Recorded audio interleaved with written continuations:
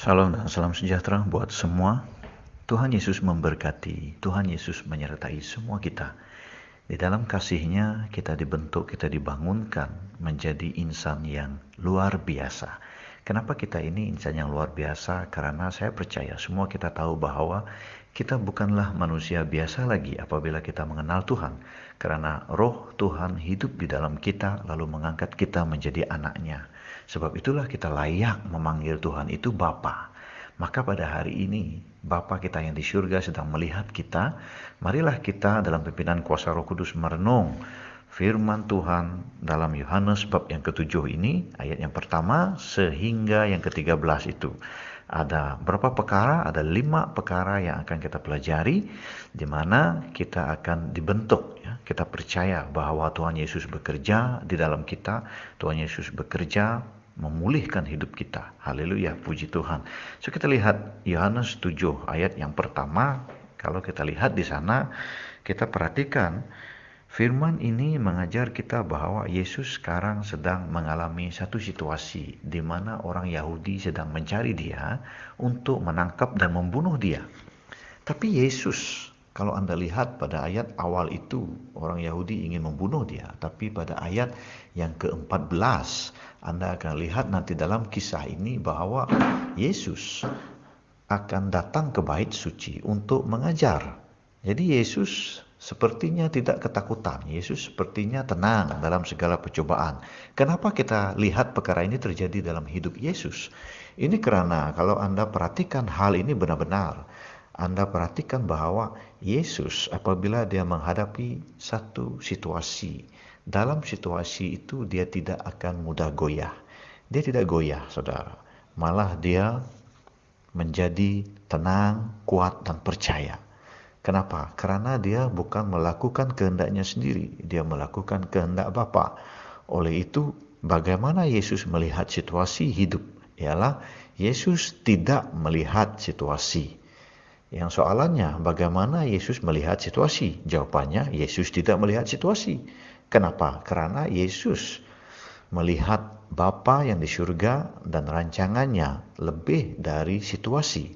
Maka oleh itu dia boleh mengharungi apapun situasi. Baik situasi itu baik ataupun jahat, situasi yang mengancam dan sebagainya. Dia tetap memandang kepada Bapa yang di surga, lalu ingin melakukan rancangan Tuhan.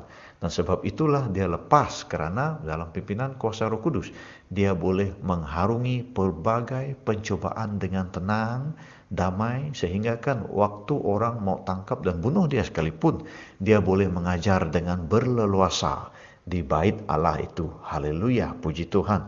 Begitulah keadaan kita, saudara dan saudari yang dikasihi dalam kasih Kristus. Kita sebenarnya tidaklah terlalu melihat kepada situasi. Bila kita dipimpin oleh Roh Kudus mengajar kita untuk melihat kepada perkara yang di atas, yaitu melihat kepada Bapa yang di surga.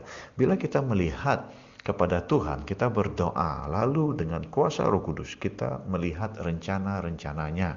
Kenapa ini harus kita lakukan? Karena setiap manusia yang melihat situasi, dari situasi A akan kepada situasi B, dari situasi B akan ke situasi C.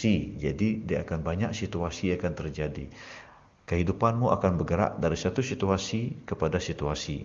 Dan kalau situasi itu baik, kehidupanmu baik. Kalau situasi itu jahat, keadaanmu jadi jahat.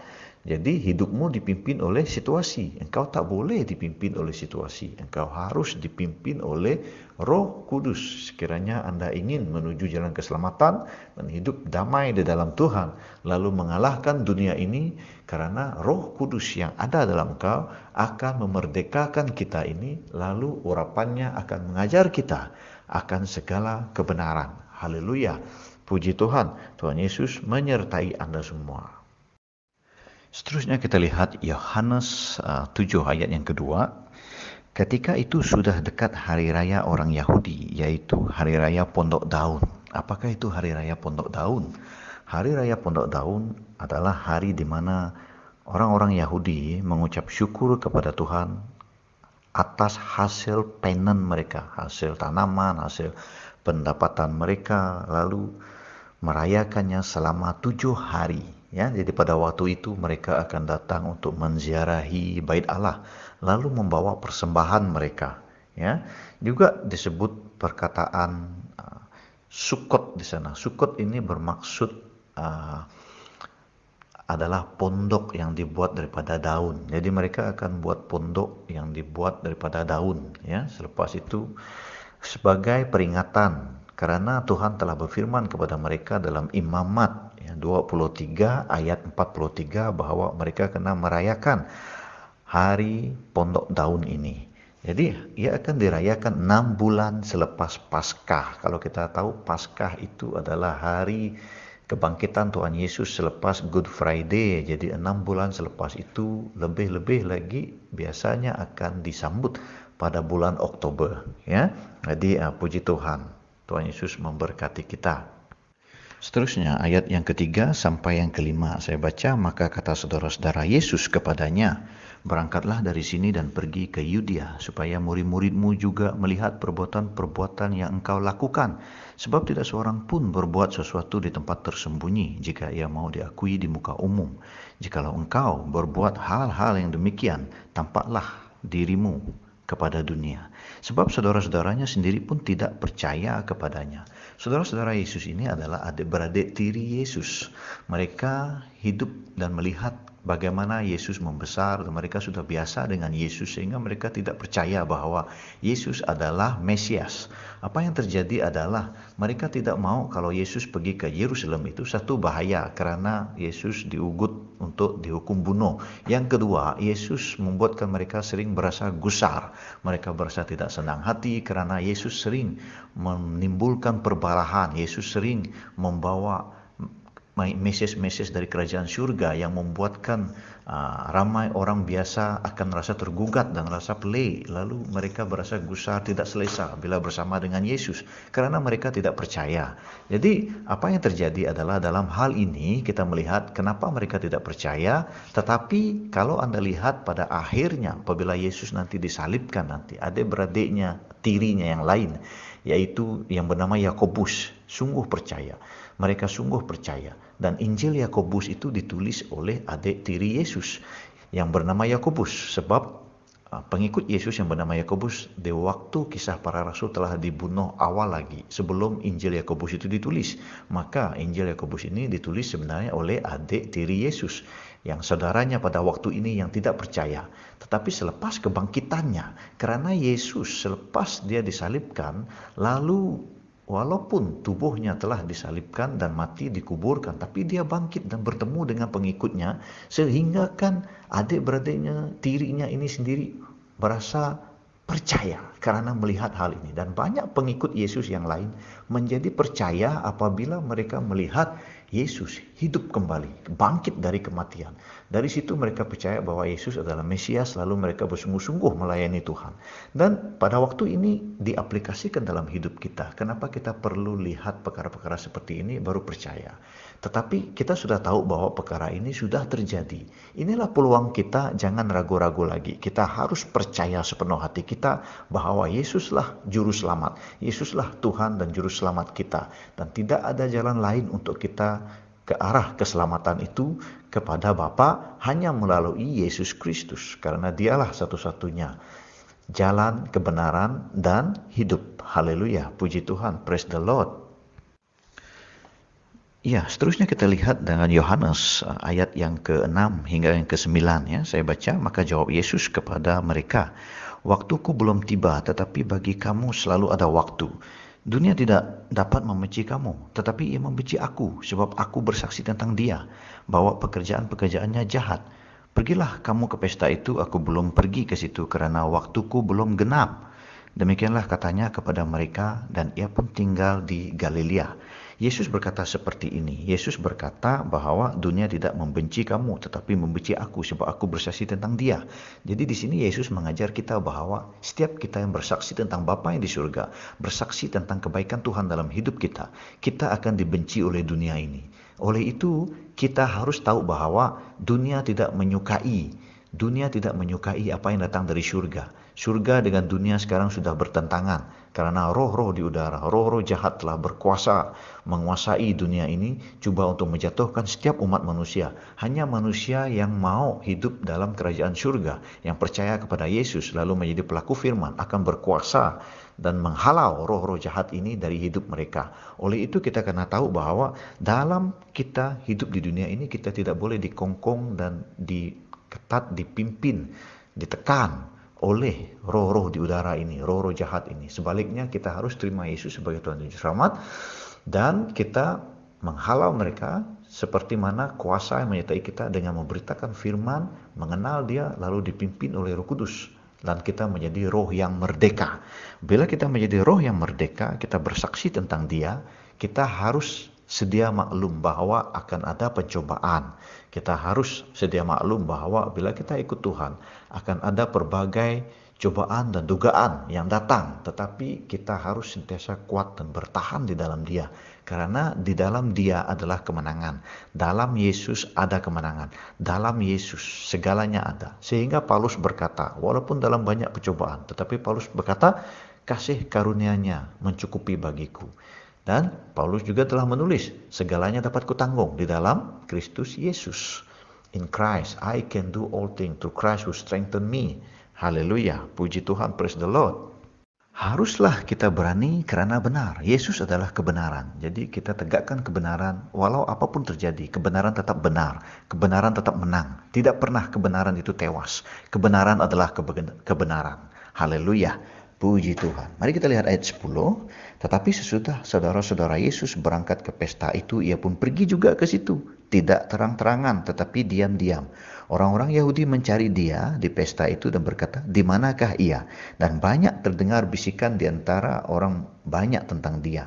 Ada yang berkata, Ia baik. Ada pula berkata, tidak, Ia menyesatkan rakyat. Tetapi tidak seorang pun berani berkata-kata terang-terangan tentang Dia. Dia karena takut terhadap orang-orang Yahudi. Ya, haleluya, puji Tuhan. Kita lihat di sini.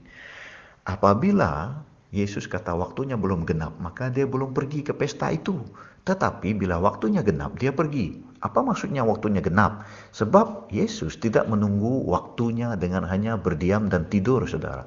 Begitulah kita bila kita menunggu waktu Tuhan. Kita bukan menunggu waktu Tuhan dengan tidur di rumah, lalu waktu Tuhan akan sampai. Seperti orang tunggu bus, lalu bus akan sampai sendiri, lalu kita naik bus. Tidak semudah itu, saudara. Kita menunggu waktu Tuhan bermaksud kita mencari Dia lebih lagi, sehingga iman kita sudah sampai di tahap di mana Tuhan boleh pakai tahap imanmu untuk melakukan pekerjaannya. Inilah namanya waktu Tuhan. Oleh itu dalam segala percobaan, bila kita minta sesuatu daripada Tuhan, bila kita minta pertolongan Tuhan dan sebagainya, waktu Tuhan datang.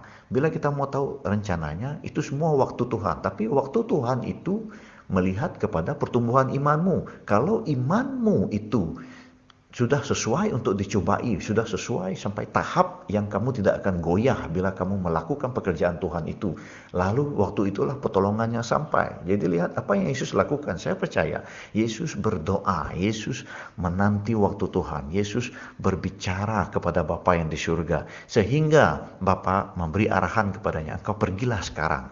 Jadi apa yang terjadi pada waktu itulah ini yang terjadi. Bila roh bekerja, akan ada huru-hara terjadi, akan ada perbalahan terjadi. Sebab itu engkau lihat ada yang percaya bahwa Yesus Tuhan, ada yang berkata tidak, yang menyesatkan orang, ada yang berkata dia orang baik, ada pula orang-orang pemimpin Yahudi yang mau membunuh Dia. Jadi banyak situasi di sana terjadi. Kenapa? Sebab ini perkara biasa terjadi. Akan terjadinya chaos, akan terjadinya perkara seperti ini karena roh sedang berperang, roh sedang mengerjakan sesuatu. Jadi bila Roh Kudus bekerja, keadaan akan menjadi porak-poranda, keadaan akan menjadi tidak teratur, manusia akan berbalah sesama sendiri. Tetapi pekerjaan roh terjadi di mana walau apapun perkara itu.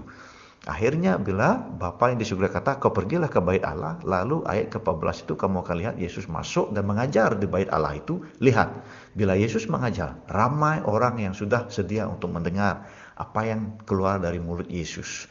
Kenapa? Bagaimana mereka ini boleh ada di sana? Ini semua pekerjaan Roh Kudus. Yesus tidak perlu promote diri dia, tak perlu iklankan diri dia bahwa dia akan ke bait Allah. Tapi dia tahu bila dia datang ke sana akan ada orang yang mau dengar firman Tuhan, karena ini semua pekerjaan Roh Kudus. Haleluya, puji Tuhan. Dan di sanalah kita melihat Yesus dipimpin oleh Roh Kudus, dan Yesus biarkan Roh bekerja dengan menunggu waktu Tuhan. Itulah kita kata waktu Tuhan. So, bila Roh bekerja apa jadi, itulah yang terjadi, ya. Haleluya. Praise the Lord. Jadi 5 perkara harus kita ingat di sini. Bagaimana Yesus melihat situasi. Yesus tak melihat situasi. Yesus melihat Bapa dan rencananya untuk mengarungi segala situasi hidup. Yang kedua, apa itu perayaan Pondok Daun? Kita sudah tahu. Yang ketiga, peluang untuk kita percaya. Jangan tunggu mujizat terjadi di depan matamu baru engkau percaya. Percayalah bahwa Yesus Tuhan dan Juru Selamat. Banyak perkara sudah terjadi di dalam Alkitab ini yang membuatkan kita seharusnya percaya, tidak ragu-ragu lagi.